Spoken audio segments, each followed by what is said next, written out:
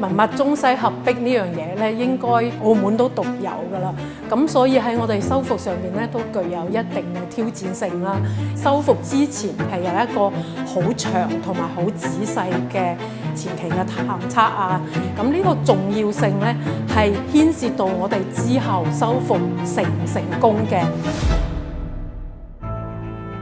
喺2024年咧，文化局同澳大咧就簽咗一個合作協議。咁喺澳大嘅智慧城市物聯網全國重點實驗室入邊咧，我哋就建立咗一個跨學科嘅團隊。咁主要咧都係為咗建設一個為澳門建築遺產保護嘅一個跨學科嘅技術嘅一啲支援體系。澳門挑戰咧都係地域性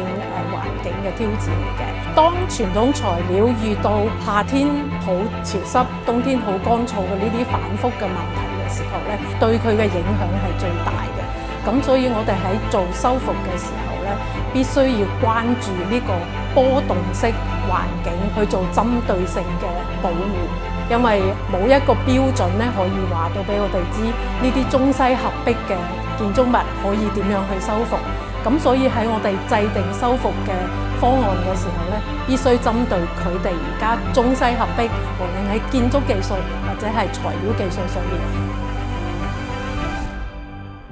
每次修復嘅時候咧，都係日曬雨淋，但係咧，當你每次修復完之後咧，見到哇嗰間建築物，我又幫佢延長咗生命，佢又可以再好靚咁樣企喺我哋澳門嘅呢個環境入邊咧，俾人哋欣賞，咁又好似將之前辛苦嘅嘢又忘記咗。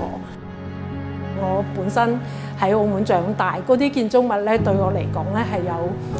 有好多意義嘅，因為我由細到大都係嗰啲建築物穿穿插插咁樣生活，咁我都好想將佢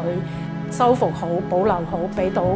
下一代都可以了解到我哋澳門嘅歷史啊，澳門人以前生活嘅一啲方式啊咁樣咯。